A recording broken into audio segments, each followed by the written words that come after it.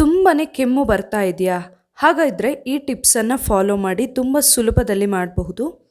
ಮನೆಯಲ್ಲಿ ಸ್ವಲ್ಪ ಕೆಂಪು ಕಲ್ಸಕ್ಕರೆನ ಯಾವಾಗಲೂ ಇಟ್ಕೊಂಡಿರಬೇಕು. ಸೊ ತುಂಬ ಕೆಮ್ಮು ಎಲ್ಲ ಬರ್ತಾ ಇದ್ದರೆ ಒಂದು ಸಣ್ಣ ಪೀಸ್ ಆಗುವಷ್ಟು ಕಲ್ಸಕ್ಕರೆನ ಬಾಯಲ್ಲಿ ಇಟ್ಕೊಂಡು ಅದರ ರಸವನ್ನು ನುಂಗಬಹುದು. ಇದರಿಂದಾಗಿ ಕೆಮ್ಮು ಬೇಗನೆ ಕಡಿಮೆ ಆಗುತ್ತೆ.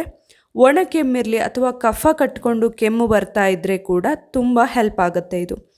ಟಿಪ್ಸ್ ಇಷ್ಟ ಆಗಿದ್ದರೆ ಲೈಕ್ ಮಾಡಿ ಹಾಗೆ ಶೇರ್ ಮಾಡಿ. Thank you.